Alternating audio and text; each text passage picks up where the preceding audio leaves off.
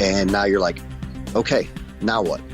Just yesterday, I was driving the vehicle. Now I'm sitting on the right front seat in charge of 3 to 7 guys, whatever it might be. And you have to make some really tough decisions. There's no grooming procedure from that. It's kind of strange. You get thrown in the hot seat quite a bit. Enchanted Sky Media.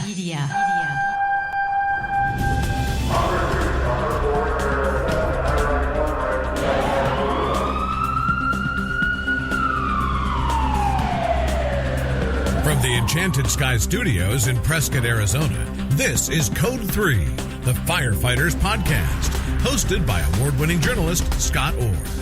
Code 3 features interviews with leading members of the fire service, discussing firefighting strategies, tactics, and other topics you need to know more about. Now, here's Scott. That's right, and I will not let Parkinson stop me. Thank you for joining me again here on Code 3. You are listening to the show for and about firefighters. Let's get started. So let's say you wanted to become a company officer. In your interview, you'd probably tell them it was because you felt your leadership could help the department, and you'd probably mean that. Even if you also felt that a promotion would give you a raise, or more prestige, or mistakenly, less work. But if those were your real reasons for wanting the job, you're headed for trouble.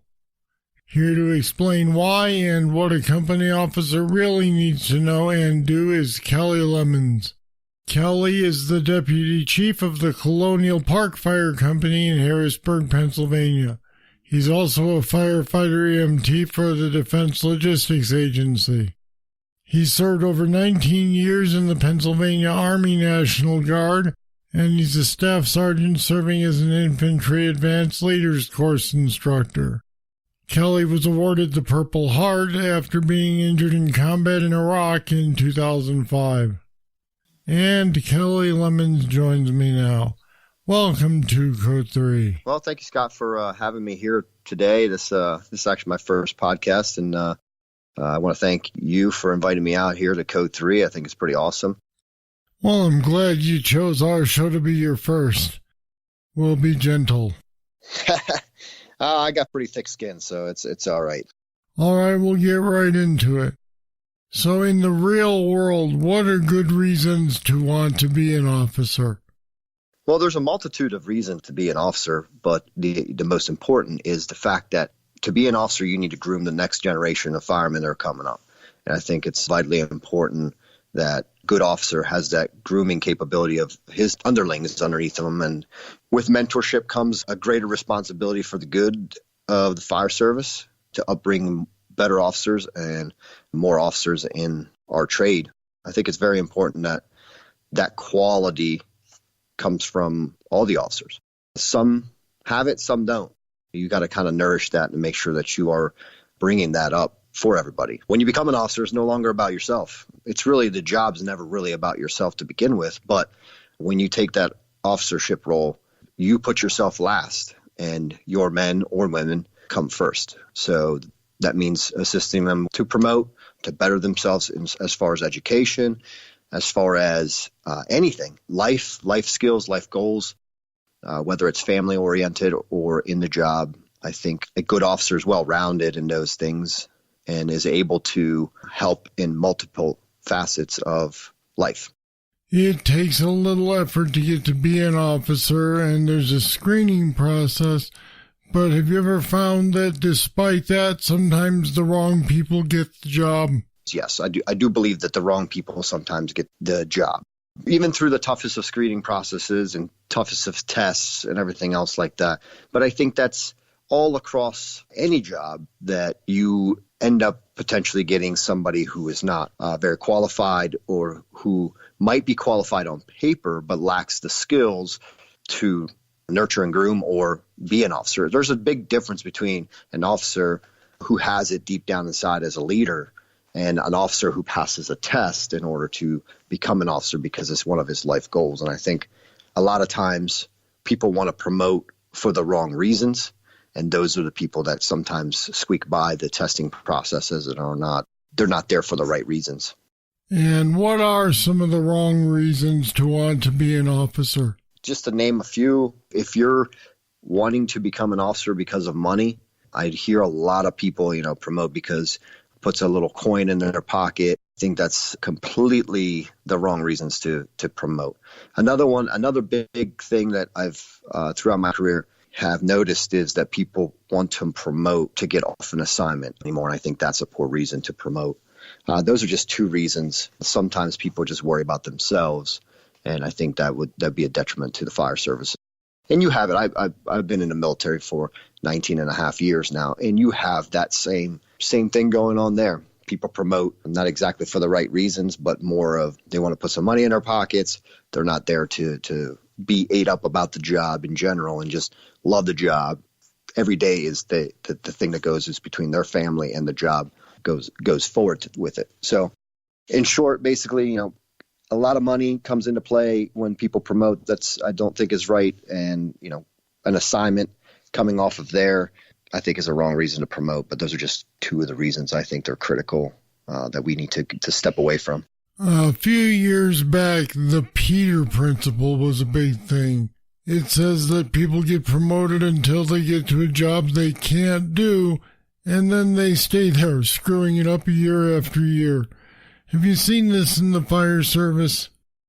In the 15 years that I've been in the fire service, 15, 16 years that I've been in the fire service, there's definitely a lot of people who take on the responsibility and test and promote, and then they're way deep into it. And a lot of times they don't know how to deal with the promotion psychologically, mentally, and then in the end, physically doing the job of an officer.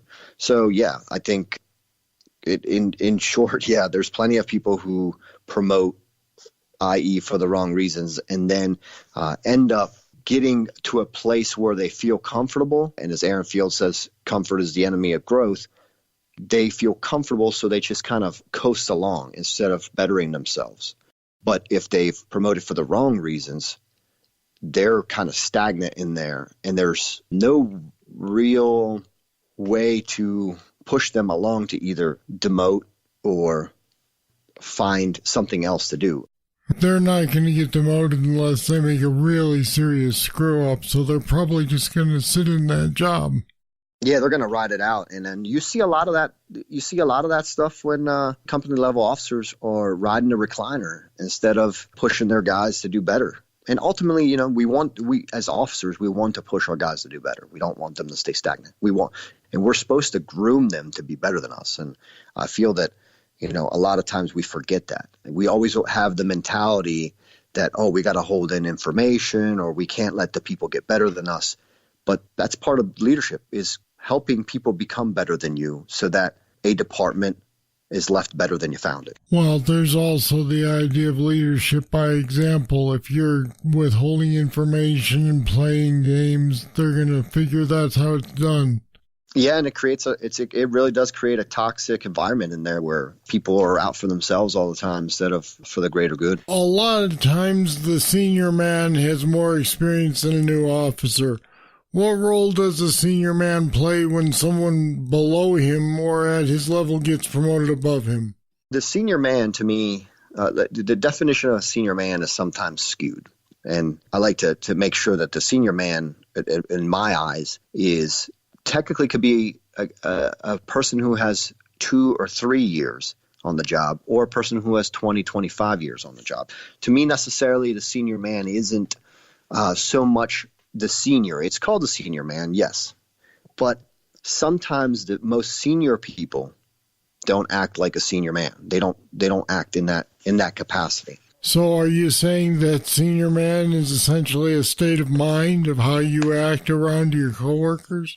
I do believe that the senior man is truly, as you said, a state of mind, not a self state of mind, but I believe that crews and departments kind of put that senior man into place because they come to him for a lot. So if they're used to coming to him for a lot, what role does he play when someone gets promoted around him? I mean, I'm going to assume that he didn't want the same job. He just wants to be the senior man. The senior man doesn't always want to promote. He just potentially wants to be a driver who is a senior man. But the relationship between a senior man and an officer go hand in hand. Generally speaking, the senior man deals with all the stuff that's at the lower level in the company, so that, if there's any problems arises, he kind of nips it in the butt before that even happens. Along with that, the senior man knows what his officer is expected of him. So the officer has expectations of the senior man. Obviously, it's the new officer's told that to the senior man, and he then relates that over to all his other guys. It's kind of like a second line of supervisors, but he deals with all the in-house things that are going on, whether it's the daily training, unless an officer has a specific task that's done. The covering officer, if there's a covering officer that comes into the station, the senior man generally is the person who that covering officer comes in to talk to, what's the daily training or schedule. So he's really, really the guy who is the grassroots company level guy that can deal with anything that's coming on to the company. He usually knows the rig more than anyone else. Everything else that's going on with the rig, whether it's out of service or something else is going on with it or needs service, from anywhere from cooking dinner to dealing with the shift problems.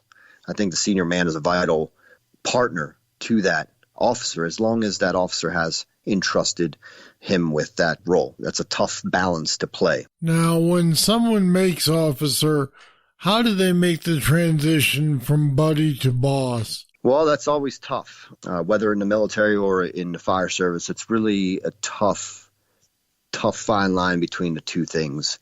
At the end of the day, the officer can still be friends with all his crew members, but he has to realize that the buck stops with him. So ultimately, he's going to have to make some decisions that are potentially unpopular with the men or women, and those men and women have to respect him enough to understand that that's part of the job, and they can't always be going their way just because they're friends. And vice versa goes with the officer has to realize that, that a lot of times he can't act the same way that he has. Now, there's a crazy thing that happens when officers get promoted. They become sometimes feel that they're above their guys, and it shouldn't be that way. Yes, you change a little bit, but it's not a drastic change where you're beating on your chest and say, well, I'm the boss now. It's somewhat of a democracy, but he ultimately rules the roost and is in charge of the company or department of whatever position he's in.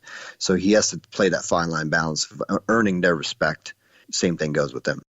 A lot of times I feel that company officers should probably be moved from a station. I know in the military, if you get promoted, you generally move, whether it's a team, squad, or company. I was going to suggest that it might be better if they made captain and were put in a different house rather than just moving them up over their coworkers. Correct. And then that's a lot of times that happens, but in small departments, it's tough. You don't always have that luxury, and that takes a good company, good company officer to be mature enough to handle that new responsibility. And same with the senior man and everybody else underneath there, that they should really realize that what just happened, he's promoted, should be happy for him. There's a lot of animosity sometimes because they might have been taking a test too or whatnot, but everybody has to understand where we're at. What does the new officer need to understand if, let's say, he does get transferred to a new house? They know he was just an engineer last week and now he's a captain. What does he need to understand to deal with the people's attitudes where he's going? I strongly believe that expectations first and foremost to the new assignment, whether it's, whatever house it is, he sits down with his shift and he gives them the expectations of his wishes. And I think the other vital important part is that we always forget is, while we as officers might have expectations, so do those people that are under him have expectations of him. And I think he should listen to what that new crew or company or whatnot has for him as expectations. A lot of times new crew members want to train X amount of time during the day, maybe a shift in time of training, whether they go to the gym or not. And he should be respectful of kind of tailoring the day around that and understanding that they have expectations, you have expectations. And I think together can create a great team that works hard together and is effective. So is there any training or preparation that might make a candidate better once he's selected and make it a smoother transition to officer? Believe it or not, I think some departments have training, but it's not across the nation. I mean, they have training as taking, Fire Officer 1, 2, 3, and Executive Fire Officer. But all those don't prepare you for the station, because you almost have to be it's crazy. You almost have to be a father sometimes as an officer to try to deal with all the personalities and all that stuff that goes on. But there's no set training that prepares you for that. And I think the fire service in general lacks that scope. Sometimes you just get thrown, you're a fireman to one day or an engineer or whatnot, and then you get thrown in to that seat, and now you're like, okay, now what?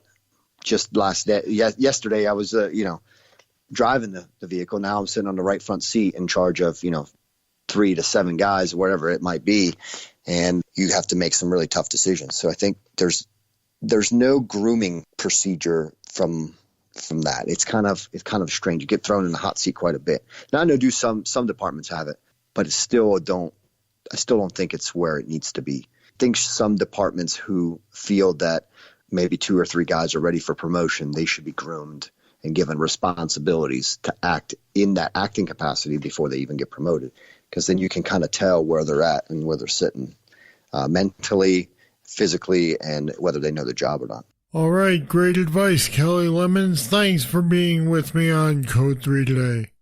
Thanks again. I want to just tell everybody, thank you for the support. I do run an annual conference every year. It's called Making a Stretch. It's October 18th, 19th, and 20th. We do a lot of leadership stuff there and tactics. Big thank you to you for having me on the show here today. And we put some more information about company officer leadership on our website at code3podcast.com/in-charge. All one word, in charge. Check it out. All right, that's it. That's all for this edition of Code 3. This time we talked about what a good company officer should know and do. I'd like to hear your stories. Have you ever had a company officer who just wasn't cut out for the job? How did you handle it? Just email me, Scott at code3podcast.com, or leave a voicemail at 562-337-9902. I'll read your comments and play back your messages on a future show. Thank you for listening. I'll be back next time with more, and I hope you'll join me. I'm Scott Orr, and until then, stay safe. Code 3 is a production of Enchanted Sky Media. To contact us, get more information on today's topic, or subscribe to the podcast, go to code3podcast.com.